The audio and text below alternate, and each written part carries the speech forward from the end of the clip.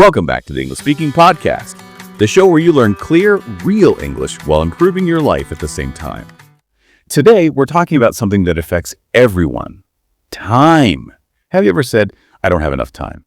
Or maybe you start the day with big plans but end up wondering, where did all my time go? Well, in this episode, I'll share simple strategies to make the most out of your time so you can be more focused, more productive, and still have space for rest, fun, and learning English. It's a universal challenge, isn't it? That feeling that time is just constantly slipping through our fingers, especially, when your calendar's packed, back-to-back meetings maybe, and your to-do list just feels endless. Like a bottomless pit, we've all faced that daily battle against the clock, just trying to juggle everything and feeling perpetually behind. Oh, absolutely. It's a feeling so many people know all too well. And today's conversation isn't just about cramming more stuff into your day. It's really about gaining genuine command over your time, control. And when you master that, you unlock this profound sense of well-being, balance. At its heart, really, effective time management is about strategically planning and prioritizing, not just to meet goals, but, to truly thrive amidst all your obligations. Okay, so how do we actually begin to master this elusive thing called time? For many, the answer lies in understanding the subtle yet immense power of our daily actions. There's this ancient wisdom, right, attributed to Aristotle. It says, we are what we repeatedly do. Excellence, then, is not an act, but a habit. It sort of perfectly frames the whole discussion we're about to have. It absolutely does, yeah. And to truly harness this power, it's really crucial to understand the distinct roles of habits, routines, and rituals. Habits, first off, are those automatic actions, things you perform almost unconsciously. Think about checking your phone the moment you wake up, or instinctively putting your keys in the exact same spot every day. They require basically zero mental effort. Right, like a default setting our brain just runs on autopilot. Exactly, spot on. Now, routines are a bit different. They're a more structured sequence of these actions or habits. They're about creating order. So, for instance, your morning routine might be check emails, then make a to-do list, maybe brew some coffee. It's a deliberate, repeated pattern. Brings predictability to your day. Okay, makes sense. And then there's this term ritual, which it sounds like it has a different kind of weight, maybe a deeper meaning. What transforms a routine into a ritual? That's where the real magic happens. Yeah. A ritual is a routine, fundamentally, but it's infused with intention and a shift in perspective. So let's say you take a walk every day at lunch because you simply must for productivity. Okay, that's a routine. But if you take that same walk and you consciously choose to be present, to observe the world around you, to truly enjoy that break as a moment of rejuvenation, well then it transforms into a ritual. It's about making the mundane meaningful. And honestly, most routines with just a simple shift in mindset can become powerful rituals. That's fascinating. Really, it turns something that could feel like a chore, like you said, into an act of self-care or intentional living. But okay, if consistency is so powerful, why do we constantly struggle to just start? Why is procrastination such a universal adversary, even when we know perfectly well what's best for us? You're hitting on a core psychological battle there, a big one. The ancient Greeks even had a word for it, akrasia. It describes this profound state of acting against your own better judgment. In our modern world, it's that frustrating delay or postponement of tasks. Even when you know it's detrimental. Wow. So it's not a new problem. Not unique to your hyper-connected world then. Not at all. It's ancient. And behavioral psychology offers a pretty profound explanation called time inconsistency. See, our brains are basically wired for immediate gratification. Think of it like a tug of war between your present self and your future self. Your future self, that's the rational planner, sets ambitious goals like exercising consistently or learning a new skill because it understands the long-term benefits. But then when the moment actually comes to act, your present self, the pleasure seeker, steps in, and often it just opts for instant comfort or a quick reward instead. Oh, I know that feeling all too well. My future self buys the running shoes, right? My present self finds a dozen reasons not to wear them that morning. Exactly. That's the classic example. The future self makes these bold plans for tomorrow, but the present self calls the shots today. This often leads to what's sometimes called the procrastination action line. You might feel this low-level anxiety about a task coming up, but it's rarely enough to actually trigger action. Not yet. Then, as a deadline gets closer, the pain of procrastinating, the guilt, the mounting anxiety, maybe shame, it suddenly becomes more immediate, more intense. Yeah. More intense than the pain of actually doing the work. And that's when you cross the line and finally act. So the incredible irony is that the pain of avoiding the work is often worse. actually worse than the work itself. The real hurdle isn't the task, it's just getting over that initial mental wall, that hump. That's the core insight, exactly. Motivation, surprisingly perhaps, often comes after you begin, not before. So our mission really isn't to wait around for inspiration to strike, it's to bypass that initial resistance and make starting as frictionless, as easy as possible. Okay, so if the core problem is simply getting started, what are the clever psychological tricks? How can we make that first step easier for our present self? Right, we need to cleverly manipulate our brain's reward system. Trick it, almost. One really powerful technique is temptation bundling. This means you deliberately combine a task you kind of dread with something you genuinely enjoy, something you look forward to. So for example, you might only allow yourself to listen to your favorite super addictive true crime podcast while you're exercising. Or maybe you reserve watching your must-see TV show only for when you're doing household chores like folding laundry. That's brilliant. Seriously, that's a great hack. It injects immediate pleasure right into something we'd otherwise put off. It absolutely does. It leverages immediate gratification in our favor. Smart, right? Another powerful approach is to make consequences more immediate. So if your goal is to exercise and you commit to working out with a friend, well, the immediate cost of skipping isn't just a missed workout, it's letting down your friend, potentially damaging that relationship. That social cost is much more tangible, much more immediate than some vague future health benefit. Okay. So it's about raising the immediate stakes, making it hurt now if you skip it.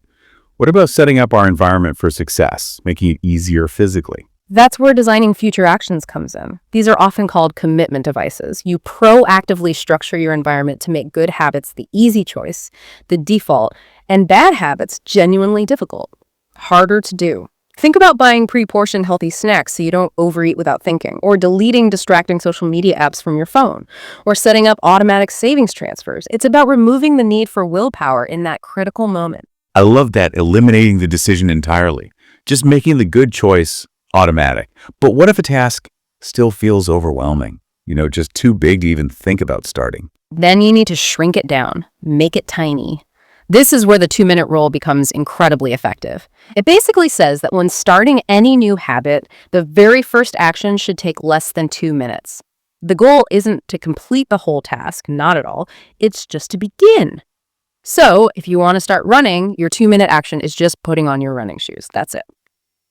The genius is that once you're in motion, even just that tiny bit, that initial momentum often carries you much further. It sounds almost too simple, doesn't it?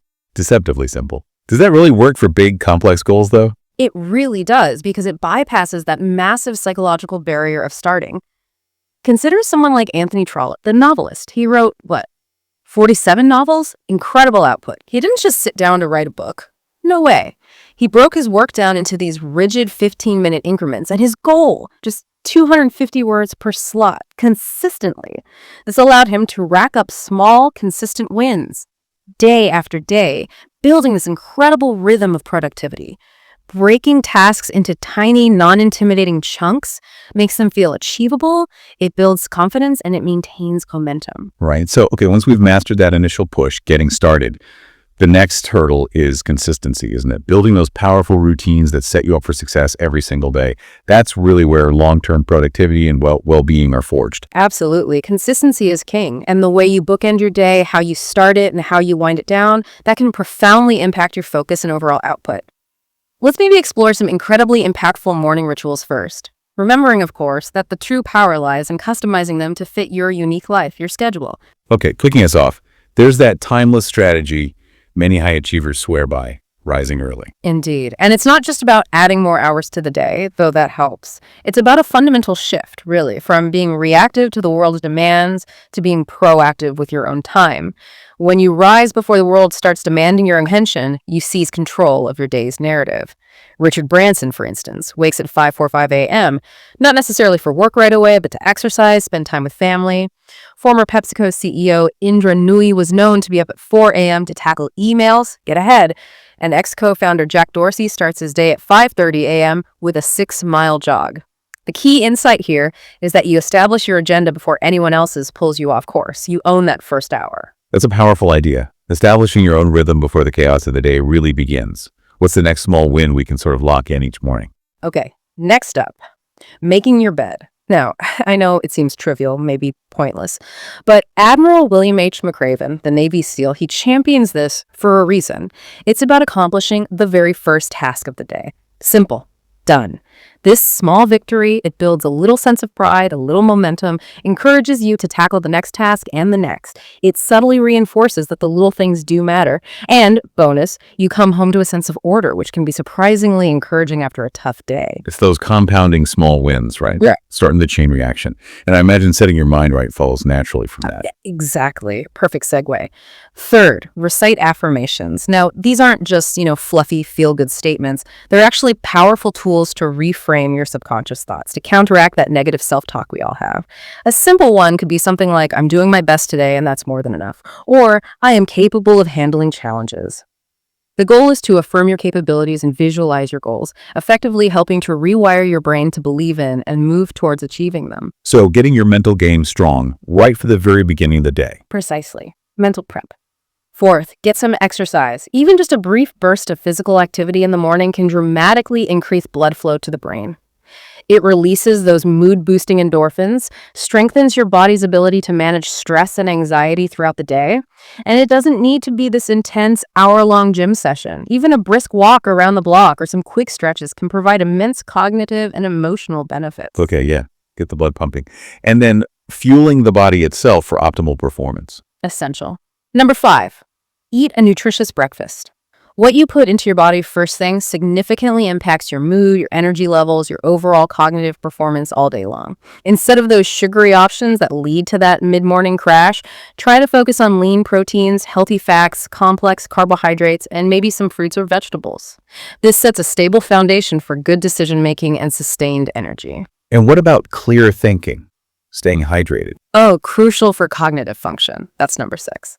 Drink a glass of water right away. So many of us are walking around mildly dehydrated without even realizing it, and that definitely impacts our mental clarity, our focus.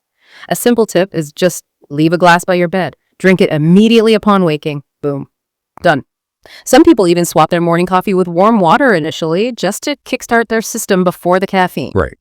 Get hydrated first. Yeah. And for those who want a real jolt to the system, something a bit more intense. Yes, the adventurous option. Number 7, take a cold shower. Now, I know it sounds extreme, maybe even unpleasant to think about, but the science actually supports it. Neuroscientists like Wendy Suzuki at NYU and Kenneth Kishida have pointed to cold exposure's ability to increase key brain chemicals like noradrenaline. This leads to feelings of being incredibly alive, as Suzuki puts it, and in higher spirits, according to Kishida. It's a real wake-up call. These seemingly small, consistent actions, when you weave them into a personalized morning ritual, they become this powerful shield against stress and an amplifier of positive energy. Okay, that makes sense. If the morning sets the tone, then the evening really prepares the stage for tomorrow, doesn't it? What should we be doing as the day winds down to ensure we're rested, recharged, and ready for the next day? Evening routines are just as vital, absolutely. They reduce resistance for the next morning and set you up for a productive day ahead. First, prepare your goals for the next day. Critically important. This means identifying your most important tasks, your MITs, in advance, before you go to bed. This concept is often called eating the frog, planning to tackle your most challenging task first thing. But the incredible, maybe hidden benefit is that your brain can actually subconsciously work on these tasks while you sleep. Mull them over. You might wake up with surprising new insights or solutions. It's pretty cool. That's fascinating, letting your subconscious do some of the heavy lifting overnight, like free processing time. It's a true cognitive hack. Seriously. Second, reflect on your daily achievements. In our busy lives, it's so easy to just move on to the next thing, right? We rarely pause to acknowledge what we actually got done.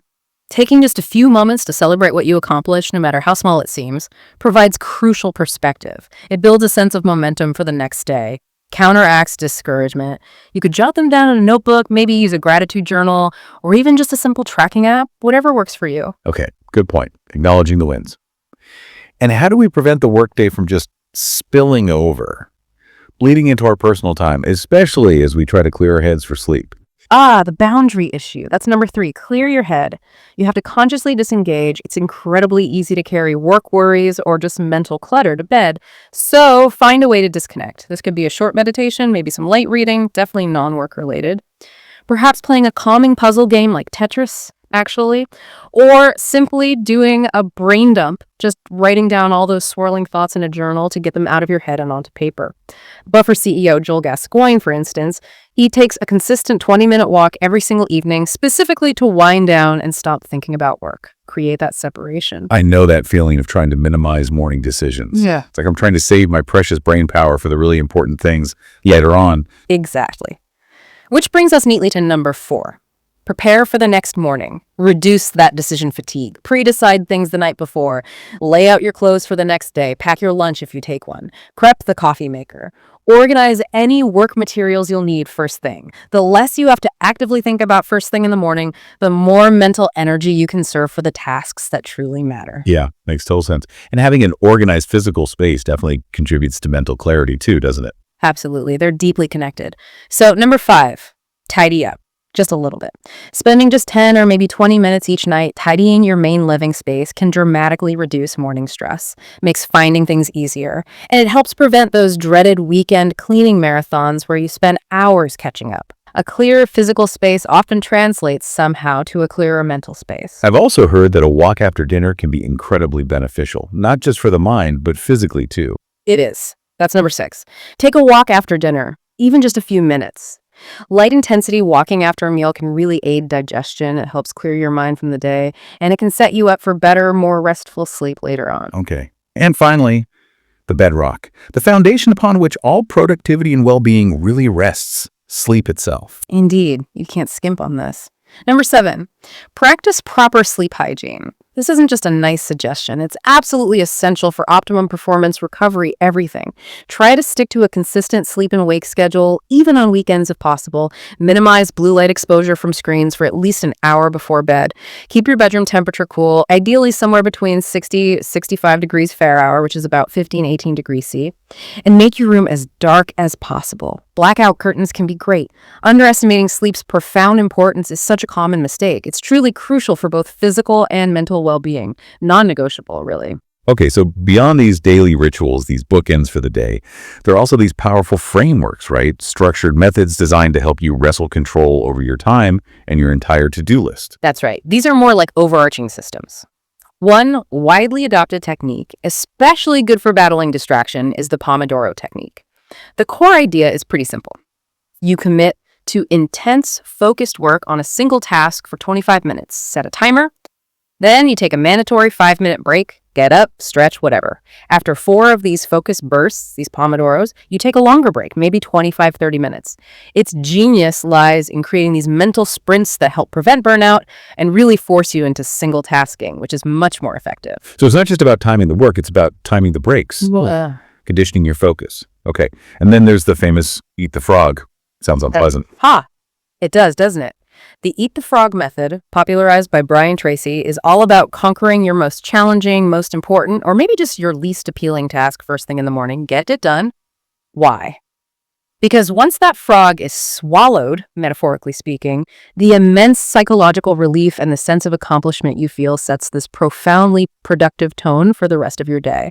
Everything else suddenly feels easier by comparison. I can definitely see how that would instantly clear your mental plate. Huge win early on. What about structuring your entire day, though? Not just tackling one big task first. Right. For that, we can turn to time blocking, which is arguably one of the most powerful strategies for conscious, deliberate time management. It's about proactively dividing your entire day into specific blocks of time, each block dedicated to a particular task or maybe a group of related tasks. You literally schedule things in your calendar like 9 a.m. to 10 a.m., respond to emails, or 10 a.m. to 12 p.m., deep work on Project X. You block it out. Okay, so it's not just a to-do list. Yeah. It's a schedule for when you'll actually do those things. Right. It's assigned a time slot. And I know it has several close relatives, right? Variations on the theme. It does, yeah. Its cousins, you could say, include task batching. That's where you group similar, often smaller, tasks together to complete them all at once, like dedicating a specific block just to return all your phone calls for the day. Efficiency. Then there's day theming, which is a more advanced approach. You dedicate entire days to a specific type of work. Jack Dorsey, for example, famously themed his days to efficiently run 2 major companies simultaneously. Monday for management, Tuesday for product, etc. And time boxing is slightly different again. It's about setting a fixed non-negotiable amount of time to work on a task. For example, saying, I will write 1,000 words in the next 2 hours no matter what. You commit to the time, not necessarily the completion. Okay. So not just assigning a block, but assigning a firm deadline within that block almost. What's the profound benefit of this really intentional scheduled approach? Oh, the benefits are enormous, huge. First, it actively promotes deep work, that term coined by Cal Newport. It creates protected blocks for intense, uninterrupted focus. It also helps you efficiently handle all that shallow work administrative tasks, emails by batching them together, gets them out of the way efficiently. It dramatically increases your awareness of how you're truly spending your time. Where does it actually go? It can counteract perfectionism by imposing limits. You only have this block, so you have to focus on getting it done, not perfect. And it significantly boosts your follow-through on goals because you've made these concrete, scheduled commitments to yourself in your calendar. So it forces you to be incredibly intentional, ruthless almost about every single minute. Yeah. What about a super simple method, something maybe less complex for daily prioritization? Right. For simplicity, it's hard to beat the Ivy Lee method. It's deceptively simple, almost a century old, but still incredibly effective. Here's how it works. At the end of each workday, just list the 6 most important tasks you need to accomplish tomorrow, 6 max. Then prioritize them by genuine importance, what really needs to get done. The next day, you focus exclusively on task number 1 until it's complete. Then move to number 2, and so on. Only move on when the current one is finished. Any unfinished tasks simply roll over to the next day's list of 6. Its strength lies in its simplicity. It forces tough decisions about priorities. It eliminates that what should I do now friction in the morning, and it promotes disciplined single tasking. That's very direct, no ambiguity. And what about managing that constant tension we all feel between what's urgent right now and what's truly important in the long run? That's precisely where the Eisenhower Matrix comes in. It's inspired by, President Dwight D. Eisenhower's supposed prioritization system. It helps you categorize tasks into 4 quadrants based on 2 criteria: urgency and importance. First, you have the do quadrant. These are tasks that are both urgent and important. Things like a critical project due tomorrow, a crisis. You do these now. Second, the schedule quadrant. These are important but not urgent tasks. Think long-term planning, relationship building, skill development. You schedule these proactively for later. Third, the delegate quadrant. These tasks are urgent but not important. Things like responding to certain emails, scheduling meetings, maybe transcribing notes. If possible, delegate these. And fourth, the crucial delete quadrant.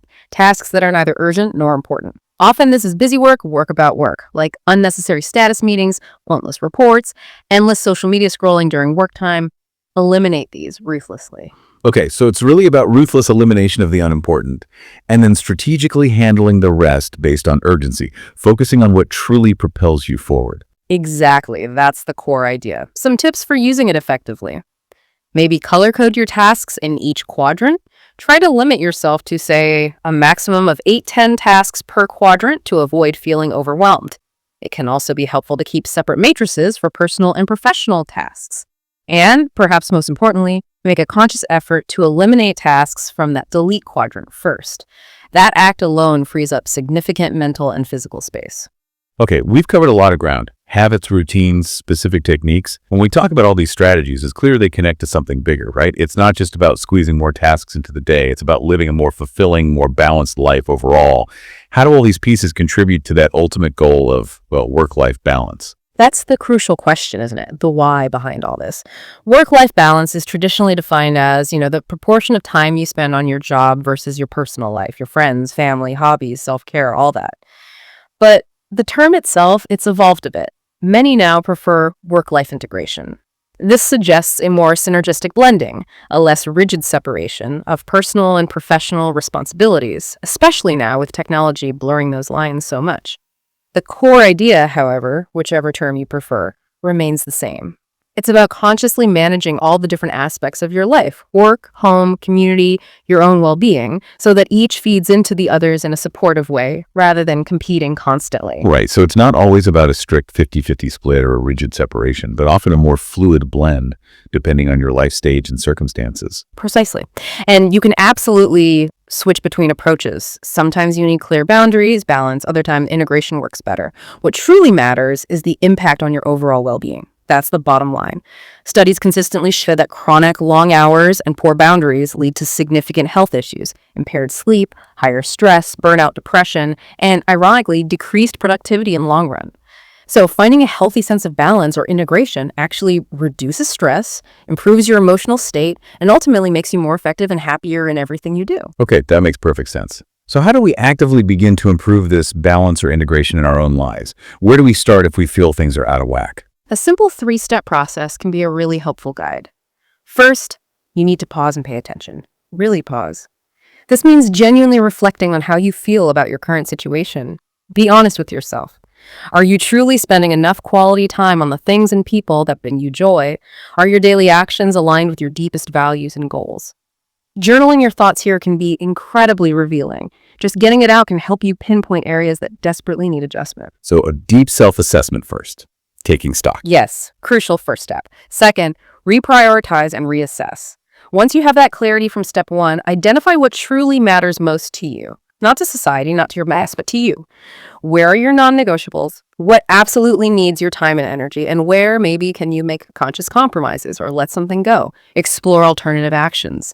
Could you integrate things like, could a walk with a family member combine exercise and connection time? Get creative. Right. Making conscious choices based on that self-assessment. And finally, making those changes actually stick.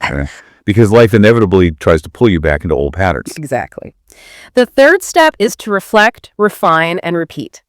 This is ongoing. Implement the changes you've identified. This could mean setting firmer boundaries around work hours, scheduling dedicated self-care time directly into your calendar, treating it like an important appointment, maybe learning to say no more often to things that don't align with your priorities. And understand that this isn't a one-time fix. Life changes. Your priorities might shift. It's an ongoing, iterative process of adjustment and reevaluation. Don't view needing to refine your approach as a failure. See it as an integral part of the journey towards sustainable well-being and effective living. Yeah, that's a great way to frame it. So really what it all boils down to is intentionally designing your days, your weeks, and accepting that the tasks, the demands, they'll probably always be endless, but your time and energy are finite. It's about focusing that finite resource on what truly matters most to you and remembering the incredible power of consistent, small beginnings that compound over time into really monumental shifts. Which really brings us back to a fundamental choice. It raises an important question for you, the listener. How will you choose to invest your precious time this week? Not just to be productive in the narrow sense, but to actively create space for what truly brings you joy, fulfillment, and growth. Thanks for joining me today on the English Speaking Podcast. If you found this episode helpful, please like, share, and subscribe. It helps others find this show and supports what we're doing here. Keep learning, keep growing, and keep making the most of your time. See you in the next episode.